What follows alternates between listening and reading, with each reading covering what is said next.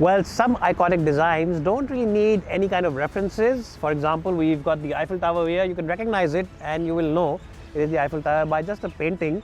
And it's the same with the Tata Sierra. It's a car which is an icon in terms of the design language from the mid and the early 90s. And this one, the new generation, of course, does mimic that styling, that fixed glass at the back.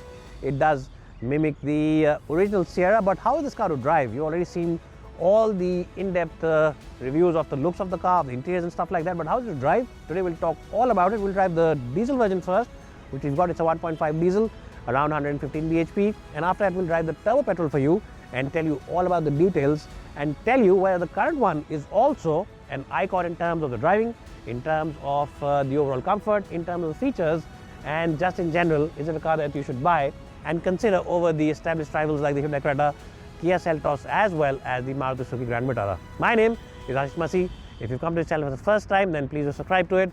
If you've been here before but haven't done so now, then please hit that bell icon as well. Let's get started with the new Tata Sierra, a new icon in the 2020s.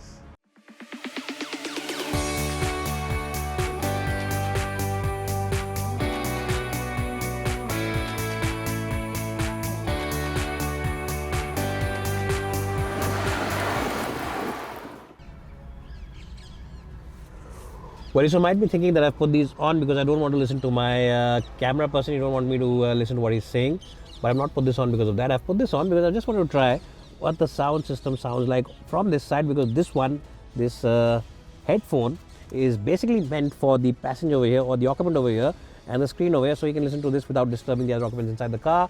You'll also get two other screens over here. One, of course, is for the infotainment, and Tata Motors is making very good touchscreens now. All the touchscreens are fantastic to use, be it the Nexon, be it the Curve, or be it the Harrier. Even this one is very quick responding. You also get Dolby Atmos through these 12 speakers of JBL, and they really are fantastic in terms of sound quality, in terms of the overall experience. The digital information over here also is quite good. Some of the information could have been in bolder letters, but I think it does its job quite well. The overall quality, the fit and finish, the perceived quality levels, soft touch all across, good quality all across. This beige, this black, this grey, everything works very well inside the cabin. In fact, whoever's seen this car with us, the car buying audience who got attracted to the car and came to visit the car and sat inside it, were very impressed, thoroughly impressed with the car, and they said nice things about it. You also get electric handbrake, which you get even on the base version. You also get this touch panel for the AC, but this is the only thing which I don't really like on this car, because you have to remove your eyes off the road and figure out things over here. You also get the lamps as well as the locking system and the 360 camera. The controls are over here, so you have to move your eyes off the road and figure out which button is. So it's a little bit of a clutter, but apart from that, the cabin is a fantastic place to be in. Touch panels are very good, and door pads also. Everything just feels nice and comfortable and luxurious. The seat comfort is the best. It's better than the Creta, better than the Grand Vitara, 100% better than the Seltos, as well as any other car in this segment. Wireless charger over here, and lots of place to keep your odds and ends. Even a big iPhone Pro Max can go in without any fuss whatsoever. The overall cabin experience, the overall sound system, the overall experience of the infotainment, I think deserves a double thumbs up, and 10 out of 10. Tata Motors really is doing a fantastic job with their new generation of cars, and this one is proof that they really have come a long way. I'll give the front end 10 out of 10. Let's jump in the back seat and see how good that is. But before we do that, let me show you a couple of things which are very thoughtful. One over here is the blind extender, because sometimes the sun can get through. So this is over here. And the other thoughtful touch is the extender for your feet. If you have tall and lanky legs, then of course you can get this extension out, or you can of course press it and put it back in. So these are two things which look very cool and feel also cool. And the other thing is in the door pad. The third thing is in the door pad, and that is of course where you can put the umbrella. Something you would have never thought that Tata would offer about 5 or 6 years ago on their cars. Well, so now I'm in the back seat of the Tata Sierra, and I'm 5 foot 10 inches in terms of my height. My reference is that, and the front seat has been adjusted for my height. Now, if you sit here upright like this, you'll get plenty of knee room and good amounts of headroom as well. Now, we had some Sikh gentlemen with us who were trying to review the car, and they were very excited because their turbans were not hitting the roof over here. So they said, for someone who's about 5'10", 5'11", this is a fantastic car with the turban because it won't hit the roof. And one of them had a Scorpio, and they said that the Scorpio roof at the back does touch their turban. So that's something fantastic. This car gets the approval in Punjab. You also get lots of big glass area, so it doesn't feel claustrophobic. You also get a blind over which is integrated, and this blind is available even on the base version of the car. The seat comfort is quite good. Knee and hip angle is also quite good. And this is generally a wide car at the back. Which means that 3 occupants can sit here without any fuss whatsoever. So truly a 3-seater, not 2-seater plus kids. You can also get your own AC vents. There's a little place where you can keep your odds and ends. USB Type-C and USB Type-C. Both are USB Type-Cs. And of course you also get an armrest. And this color combination, this little brown, this beige, this off-white works really well. It feels much more plush, much more luxurious and much more premium than the price would suggest. We don't know the price yet of this top of the line version car. But I think even if it's about 20-21 lakh rupees, it just feels quite good to be inside. Now let's quickly show you the boot. And after that, give you a definitive verdict because I already told you how it is to drive. Well, now let's really show you the boot of this car because that's one area where a lot of you show interest. And once you open the boot, it's a powered tailgate. It takes a couple of seconds and then it pops open.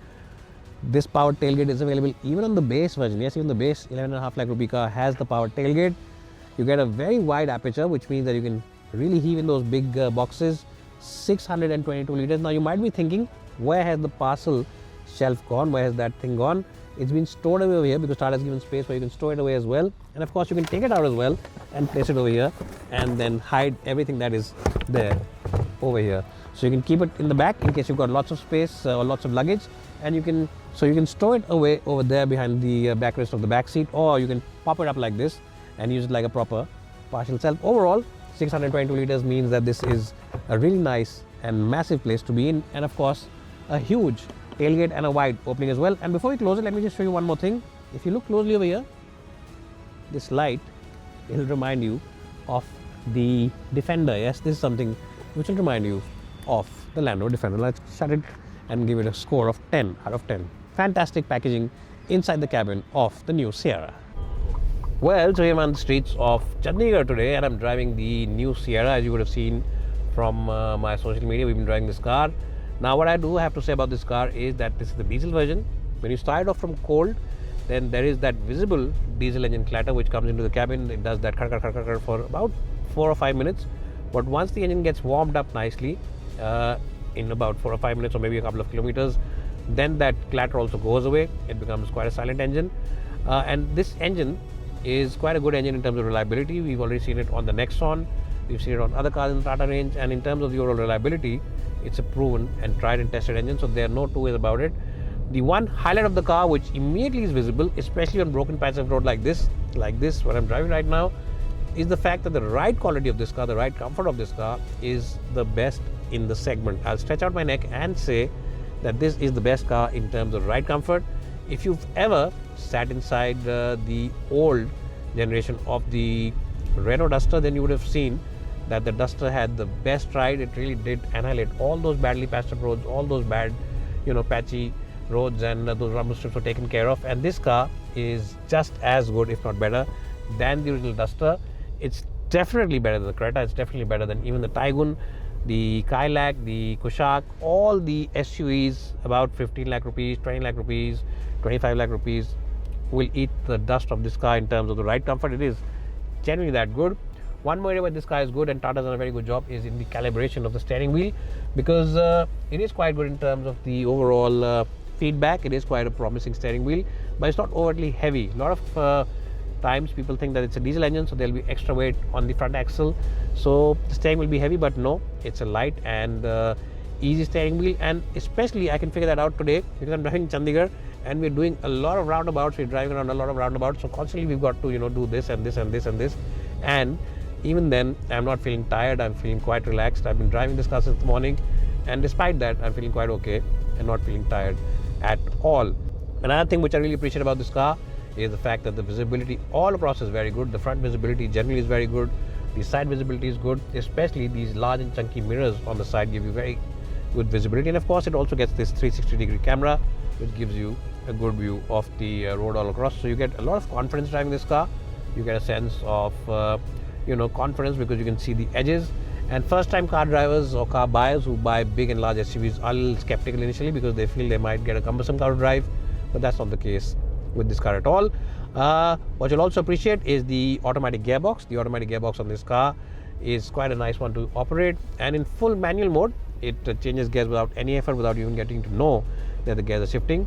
And even when you use it in the manual mode over here, when you decide to use the paddle shifters behind the steering wheel, it just takes a second, half a second or about a second when you do this, and the gears shift. So it takes about a second, but it is quite okay because mostly these cars are meant for city driving and nobody's in a rush to take them out on the highway. In terms of performance, the performance is adequate. I won't say that it's the fastest car in the segment or the most fun to drive car in the segment, but these cars are not meant to be driven at faster speeds. They're really meant to be driven in the city. They're meant to be driven with families, and in that sense it is quite a sturdy car.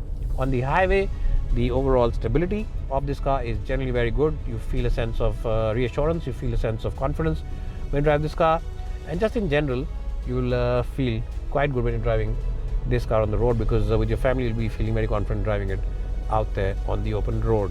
As I said before, the diesel engine does make a little bit of a noise when it's cold, but once you get it warmed up and it becomes quite nice and warm, then I think the diesel engine clatter also goes down, and on the highway it becomes quite a nice and easygoing car to drive in terms of noise. Ride quality is excellent, steering wheel feedback is good. I just wish that Tata had given this 1.5 diesel a little more power, maybe another 10 bhp. It is quite adequate right now, but sometimes on the highway you have to just think about that maneuver and drop a gear to do a quick overtaking. But for the city, it is more than sufficient and more than adequate. It's a reliable engine, it's decent in terms of fuel efficiency. We already tested it on the Nexon, and just in general, it is quite a nice package to be driven in and to drive around in. I'll give this car's cabin a good score, I'll give this car's driving a good score, and just in general, it is a very well packaged car. Let me stop this car and tell you about the interiors, the front seat, the back seat, as well as the other bits on the new Sierra. Well, so what's my final verdict with the new Tata Sierra? Is it a car you should buy, or you should simply go ahead and check out the best-selling car in the segment? I think that this is the new best-selling car in the segment because it really is a fantastic package. It's the new king of the segment. It offers you great space inside, it offers you the best ride quality, it offers you the biggest boot, and it also offers you the best set of features that you can use, and even the base version comes pretty well loaded. So what I'm essentially trying to say is that this is a very strong package, and if you're in the market for a mid-size SUV, then this is a car you should definitely keep on the top of your shortlist. Maybe keep a couple of other cars as well, but this one should be there amongst the top 2 choices that you have in this segment. I'll give it a strong score of 95 out of 100.